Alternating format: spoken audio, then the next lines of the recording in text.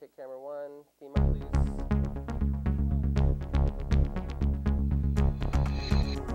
5, 4, 3, 2, 1. Cue host, please. In these days of disposable goods, many of us are drawn to things which have some lasting historical or artistic significance. But it's often difficult to know who made it, what it was used for, and why it was made. Join us as we ask our experts on arts and artifacts.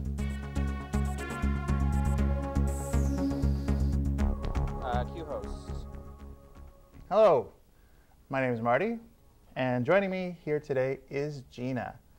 Hi, Marty. Hi, and what do you have to show us today, Gina? I brought with me here an antique laser beam. Okay. And what do some of the switches do on this antique laser beam? Can you give some examples? Yeah, for sure. A little demonstration. Can't actually use the laser beam in the studio, but this is where the laser shoots out from. Okay. And I would hold it like this and use this switch here to control the amount of power going to my laser. Okay, and do you aim through the eyepiece here, or is that for some other function? That's exactly it, Marty. You aim right through here. Wow. That's how you do it, yeah. So all this can do is be a laser beam? It can't do anything else? No, it's just a laser beam, but you can use a laser beam for a variety of things.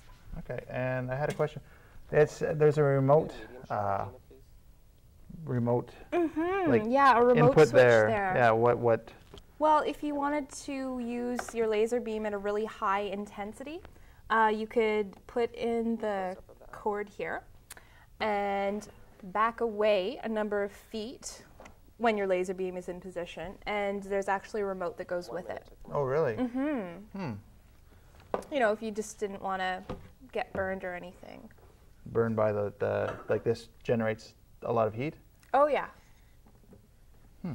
Yeah. Whoops. Okay, careful with the laser beam. And what do these switches do here? Oh, yes. Over here is our sensitivity switch. So it has high, auto, and low. So you'd use high if you were trying to blow something up or get a big hole. Okay. Auto, if you're just doing kind of everyday things with your laser. Gardening with it, roasting things. And then there's the low switch, again, usually used for food, roasting, but if you didn't want them quite as toasty. Okay, Gina, just going to tear away from you here for a second, and we're going to have a quick commercial break. And now here's a word from our sponsors. 1. Kill mics, please. Really enjoyed it. Really? Yeah. Huh. Jordan's never gonna believe this.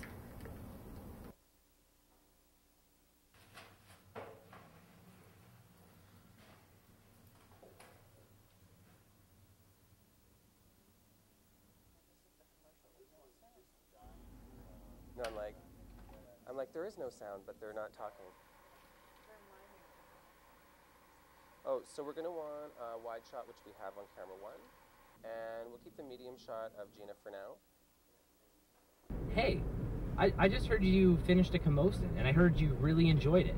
And it was affordable, and the teachers knew you by name, and you were able to find a job right after? That sounds amazing. I think I'm gonna go.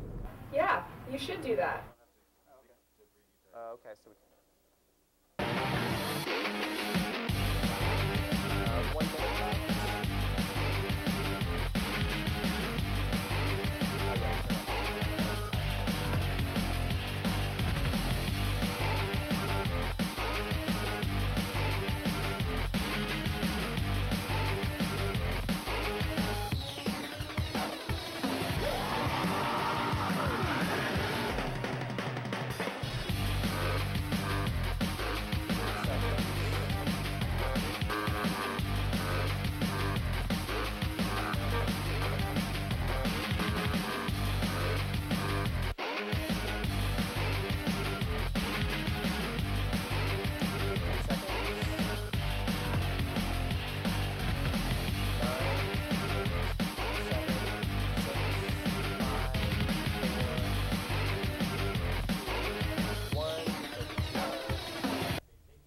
camera 1. And welcome back to Arts and Artifacts.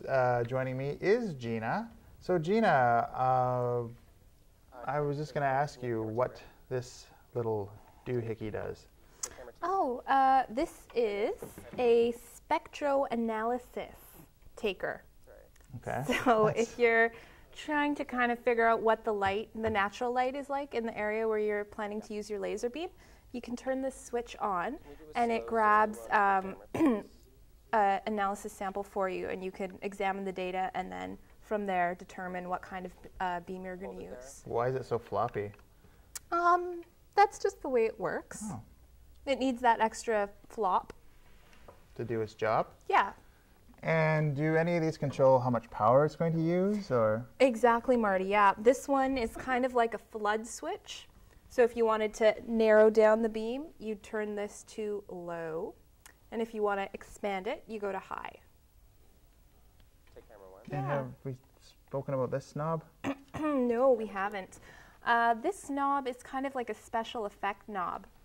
So by turning this, what it does is it breaks the laser up. So we get a number of different little laser beams going out, or like 2 lasers, like cut in half, and recorders. So you could like slice a loaf of bread into like 12 pieces?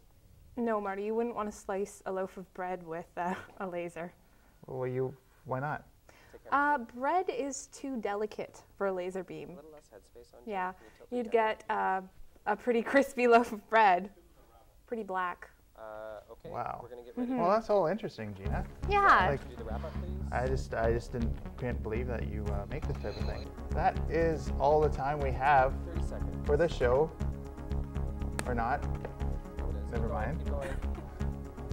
So thank you for joining us. Tune in next week for Arts and Artifacts.